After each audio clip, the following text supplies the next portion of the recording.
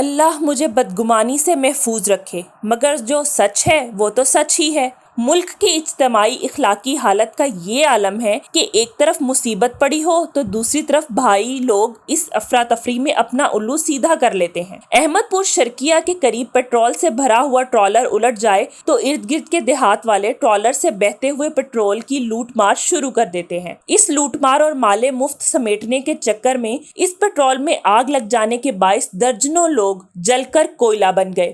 یہی حال روڈ سلطان کے بازار میں ٹرالر سے بہتے ہوئے پیٹرول کو لوٹنے والوں کے ساتھ ہوا۔ کئی جگہوں پر ایسا ہوا کہ بسوں کا ایکسیڈنٹ ہوا اور کسی نے زخمی کے ہاتھ سے گھڑی اتار لی اور کسی نے جاں بحق ہونے والے کی جیب سے بٹوا نکال لیا۔ صادق آباد کے قریب ٹرین حادثے کے دوران متاثرین کے لیے ارد گرد کے دیہات سے آنے والی مدد بھی اسی معاشرے سے تعلق رکھنے والوں کے اثار کی داستان ہے، مگر ایسے واقعات کم ہیں۔ ہم بنیادی طور پر ایک پنجابی محاورے کی عملی تصویر ہیں جس میں کنویں میں گرنے والے گدھے کو آختہ کرنے کا ذکر ہے۔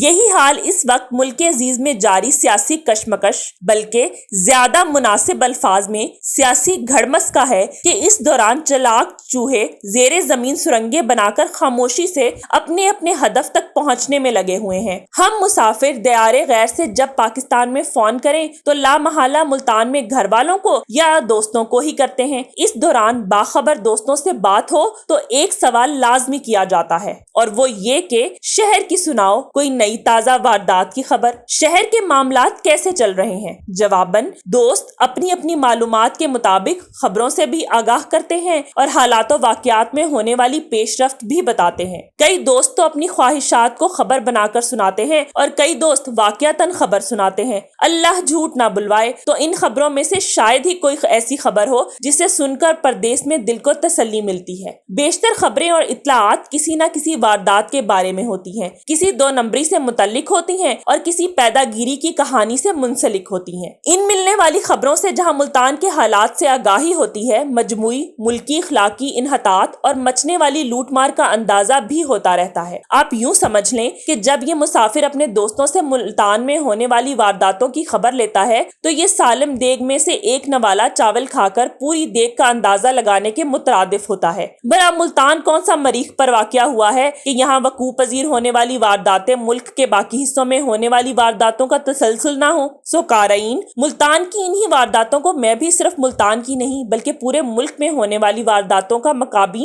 نمونہ سمجھتا ہوں۔ آپ بھی ان وارداتوں کو محض ملتان کی مقامی وارداتیں سمجھ کر صرف میرا یا اہل ملتان کا مسئلہ نہ سمجھیں بلکہ ملتان کے آئینے میں اپنا شہر، اپنا علاقہ اور اپنا مسئلہ دیکھیں تو آپ کو ملتان میں ہونے والی وارداتیں بالکل ویسے ہی اپنی لگیں گی جیسے اس مسافر کو لگ رہی ہیں۔ 2018 میں جب پی ٹی آئی کی حکومت آئی تو عمران خان کو اور بڑے مسائل کا سامنا درپیش تھا۔ سب سے بڑی سنگل پارٹی ہونے کے باوجود اسمبلی میں سادہ اکثریت حاصل نہ تھی۔ ایسے میں جہانگیر ترین کے جہاز میں آزاد اراکین کو گھیر گھار کر لانے کا مشکل اور مشقت طلب کام آن پڑا۔ اوپر سے ایسے لوگوں کو منا کر راضی کرنے کا برہلہ درپیش تھا جن کو پنجاب کے سب سے بڑے ڈاکو قرار دے چکے تھے۔ پھر ایسے بندے کو نہ صرف قبول کرنا پڑا بلکہ وزیر بنانے کے لیے دل پر ٹنوں وزنی پتھر رکھا جسے وہ چپڑاسی بنانے کے روادار نہ تھے۔ اب آپ خود بتائیں کہ جب بندہ ایسی مشکل صورتحال میں گھرا ہو اسے کیا خبر کہ ملتان میں کیا ہو رہا ہے؟ اب آپ خود بتائیں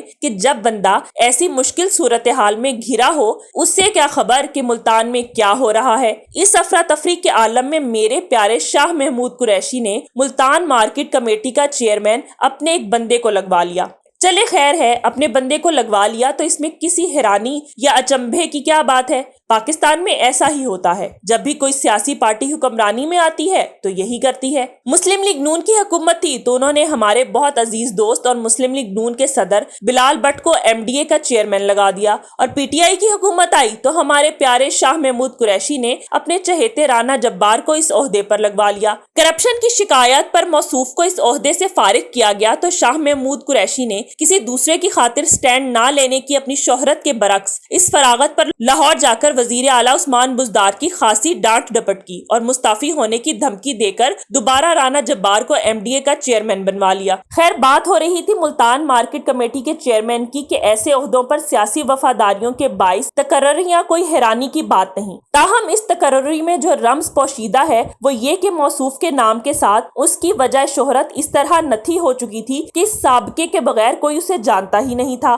موصوف کا عوامی نام طاہر پتی والا تھا اور اس پتی والا کے سابقے کی وجہ یہ تھی کہ پورے جنوبی پنجاب میں جعلی پتی کا جتنا بھی کام ہے اس میں سب سے اونچا نام انہی کا تھا۔ تاہم یہ سب پرانی باتیں ہیں۔ تازہ صورتحال یہ ہے کہ ملک میں جاری سیاسی افراتفری، کھینچا تانی اور مار دھاڑ سے بھرپور ڈرامے کے دوران پیدا گیر اپنے کام کو نہایت خاموشی سے کر رہے ہیں۔ ایک نہایت ہی معتبر اور باخبر صحافی دوست افتخار الحسن سے بات ہوئی تو وہ بتانے لگے کہ ادھر پنجاب میں حمزہ شہباز اور پرویز الہی کی اقتدار کی جنگ کے دوران جبکہ سب کی نظریں لاہور پر لگی ہوئی تھی، شہباز شریف کے چہیتے ایک صحافی نے جو میاں شہباز شریف کی وزارت اعلیٰ کے دور میں نشتر اسپتال ملتان میں ہونے والی ہر ٹرانسفر، پوسٹنگ اور بھرتیوں سمیت سیاہ و سفید کا مالک تھا، اب پھر ایکشن میں ہے اور اس نے حمزہ شہباز کے تخت لاہور پر قبضے کی آڑ میں نشتر ہسپتال پر پھر قبضہ کر لیا ہے اور 20 گریڈ کی MS کی پوسٹ پر ایک جونیئر اور کم گریڈ والے شخص کی تعیناتی کروا کر جہاں اپنا الو سیدھا کیا ہے